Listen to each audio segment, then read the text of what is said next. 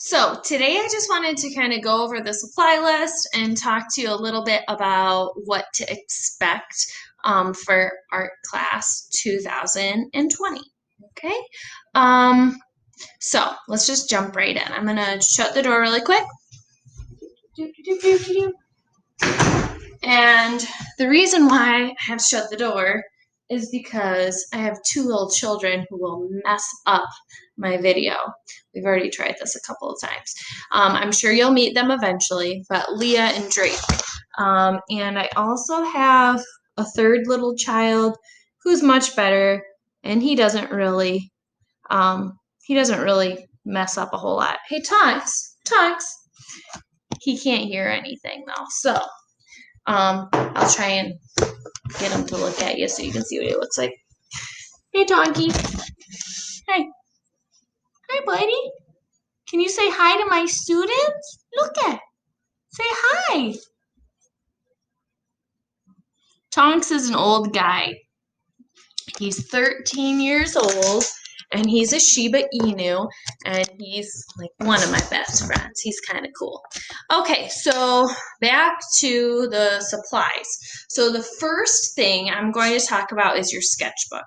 And the sketchbook is without a doubt the most important thing for art class because it works as kind of your final exam because I'll collect it only a couple of times a year. I usually collect it right at the midterm, and then I collect it again in December, and you get a big cumulative grade based on the work that's in your sketchbook. And our sketchbooks are something we work in pretty much every day. We have a sketchbook assignment.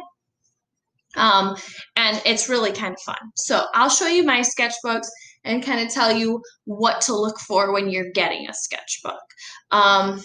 I wish I had some of the sketchbooks that I just purchased here at home, but I'll show you the ones that I do have here. Okay, so here's a big fancy schmancy sketchbook, and this one I think I got at Barnes & Noble, but it's full of nice blank empty pages, and we'll be doing little assignments in there like this one. And let's see if I have any others. Yeah, I have other ones in here too. This one, and maybe I don't have a lot in this sketchbook. This sketchbook is mostly empty, but there are a couple of things in there from last year. So I have to fill this sketchbook up. But so this is a good example of a sketchbook. One thing that makes this a good sketchbook is these metal rings on the side. You'll find if you have a sketchbook that's held together with metal rings, it's going to hold up so much better than a sketchbook that's held together by this adhesive sticky stuff, because what happens with my students who have these sticky edged sketchbooks is they'll come in and they'll stay together really nice for the first like week or two of class, and then they'll come in one day, open up their sketchbook, all of their pages will fall out because that sticky part gets unsticky after a while. So the adhesive on it kind of wears off, and that's not great. So I would really try to avoid using this. If you happen to have a sketchbook that doesn't have a wire ring binding and it falls apart, it's okay. You can just make sure you save all your sketchbook assignments, make sure they're all in order, and put them in like some kind of a folder or a binder of some kind, so that way I can still grade them. Because I've had students in the past who have lost their sketchbook, or maybe their sketchbook fell apart, and then they get no grade for their big like semester grade book assignments, and that's bad. Here's another one of my sketchbooks. It's got the really nice wire binding, and it's got just a lot of blank empty pages. When I say blank empty pages, it's really important that we're not talking about any lined paper. Okay, lined paper kind of breaks my heart because it is really not an okay thing to draw on. So these are pretty good examples. I wish I had my other sketchbooks here, but my other sketchbooks are just really cheap ones. I found them at the Dollar Tree for $1, and they have a green cover, and it's just like a paper cover, and they work really great. And the other thing that's cool about the cheap Dollar Tree version, it's more along this size. It's like half of a sketchbook. So during a sketchbook assignment, you have to fill up the whole page as part of the assignment. So if you have a smaller sketchbook, that's actually a little bit less work. So it would be something good to think about. If you're one of those people who struggles with art, you might just want to start with a smaller sketchbook. And I will try my very best to find one of my smaller sketchbooks to show you. I think actually I did post a photo of like a little supply list to the Facebook AGS page. So if you or your parents want to go check it out, there's a picture of the actual cheap sketchbook that only cost $1. It works completely fine. So that's the first thing you're going to have to have. You're going to have a sketchbook, just plain blank pages. Let's say maybe you don't have an opportunity to get out and get a sketchbook. There are a couple other things you could do. So you could, seeing what my kids have around here, you could take a binder like my daughter's school binders back here, like this. So you could take a binder and just fill it up with clear blank pages or white blank pages of paper, and that could be your sketchbook. Just like printing paper is fine. So you could get creative if you have to. If you're not able to get out and get a sketchbook, you can get creative. But so that's the most important thing you have to have. It's important, like when we get back in the classroom, it's important that you remember to bring it to school every single day, because like I said before, we'll have a sketchbook assignment every single day. So if you forget to bring it one day and we have a sketchbook assignment, then you will just have to do your sketchbook assignment on a blank sheet of paper, and then eventually you'll have to tape it or glue it inside of your sketchbook so that you get credit for it when I do collect your sketchbooks. All right, so I think that's everything with a sketchbook. The next thing that you must have every single day is a pencil. And you'll notice the pencil I have, it's a wooden pencil that you can actually sharpen. That's the kind of pencil you need. So if you're at home, we're going to be at home for a while, and if you're at home and you don't have a pencil sharpener, that's going to be one of those things that you're going to want to get on your school supply shopping list, okay? Because you're absolutely going to have a wooden pencil, and one that's sharpenable. And the reason this is so much more important than, let's see if my daughter has a little mechanical pencil. No, they don't. The reason that wooden pencils are so much better than mechanical pencils when we're talking about art is because you can vary the pressure that you're pressing down on them to make them have a skinny line, a light line. You can shade a lot easier. It's a lot more difficult to do that when you're working with a mechanical pencil and you have this little itty bitty fine point. It's really hard to get all your values to kind of smooth together. So please, please, please, please, please use a real wooden old-fashioned pencil, okay? The next thing on our list of supplies is Sharpie markers, okay? And when I say Sharpie markers, I just mean like those plain old black Sharpie markers. So I went out to Meijer the other day and I bought some. I love Sharpies, and so does my son Drake. all of his drawings are done in Sharpie. I'll show you his sketchbook sometimes. He's funny.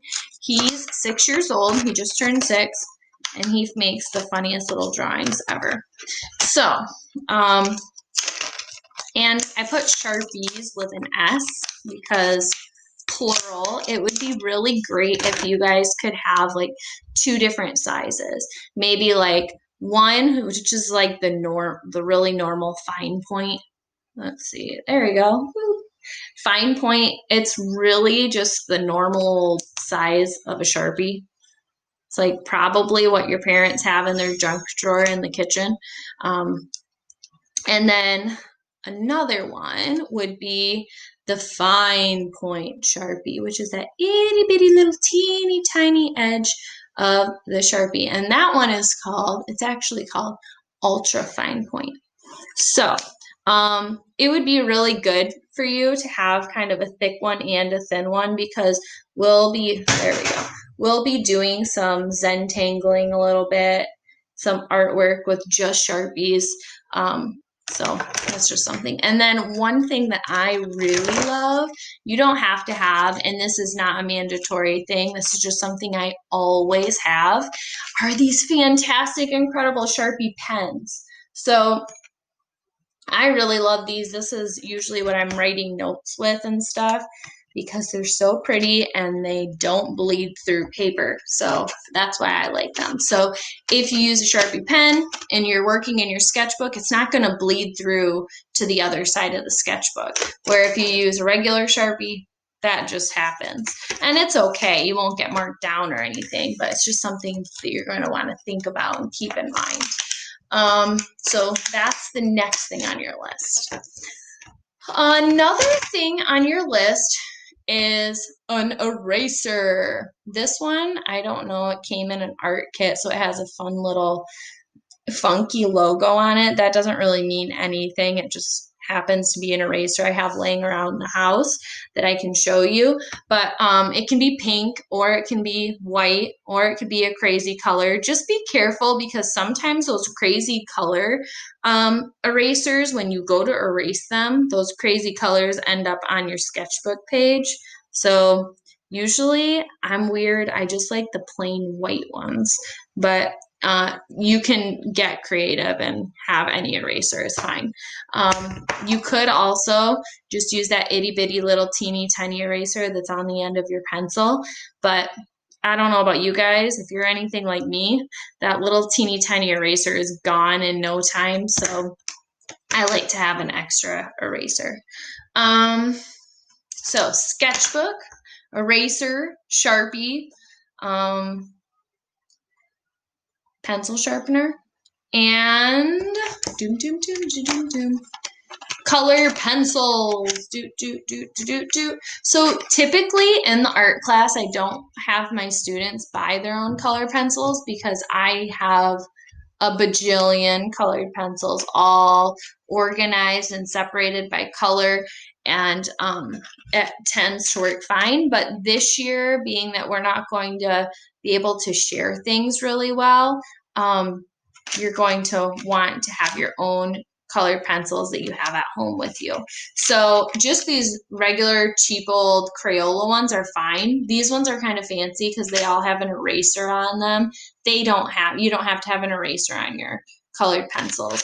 But this is just what I had laying around the house. So you could get like the cheap Crayola kind. I'm fine with that. Or if you're one of those fancy schmancy students who want to try the Prismacolor colored pencils, that's cool too. Just keep in mind these Prismacolor pencils are expensive.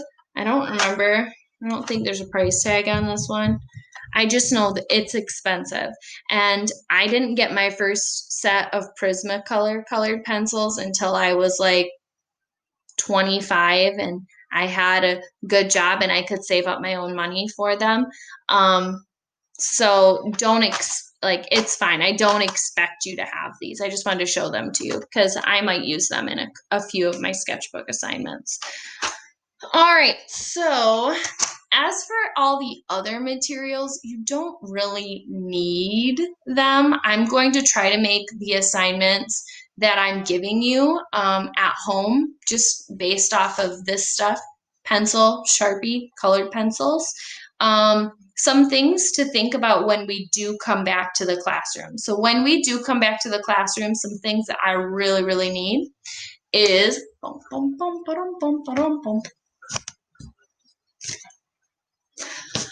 hand sanitizer and Lysol wipes. So I had a whole entire cabinet just full of this stuff before the virus kind of halted our world.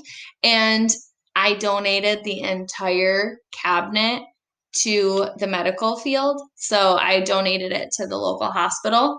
And I had just like cases and cases and cases of Lysol wipes saved up and hand sanitizer, and now I have nothing. So if you guys happen to have an extra one laying around the house that you could bring in, that would be phenomenal. It's not required, just something to think about. And another thing, let's see. Another thing you're probably going to want to have, I know my kids have one somewhere. All right, I'm going to look in here because I think it's in here. But, oh, here it is. Another thing you're going to want to have is just a ruler, because I have a big box of rulers in the classroom that we usually share and use every day, and we're not going to be able to share them this year. So if you have a ruler, that would be cool. This is my daughter's ruler. It's kind of cool. Check this out. It can get really teeny tiny and fit in our little pencil case, which is fun. It doesn't have to be anything fancy. It just has to be a ruler. This one is 12 inches long. It could be a little smaller. It doesn't really matter, but you're going to have a straight edge to use on a couple of these assignments that we do. And another thing is glue. So it can be glue sticks or a glue bottle. It doesn't really matter to me, but I typically have a bunch that we share as a class, and this year we're not going to be able to do that. So you're going to want your own glue.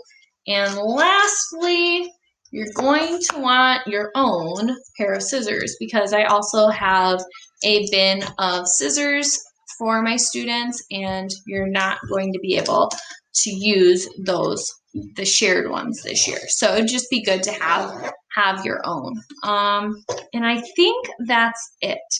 I'm not going to have you responsible for getting paint or any of that stuff, because I'm not going to really get too far into paint for a while. And I'm really hoping that by the time we hit that part of the curriculum, we are back in the classroom. I don't know for sure that that's going to be the case, but that's kind of my hopes. So I think that's everything when I'm talking about art supplies, but feel free to reach out if you think of any questions, or if you have any specific materials that maybe you purchased and you don't know if they'll work. Feel free to reach out. Okay. All right.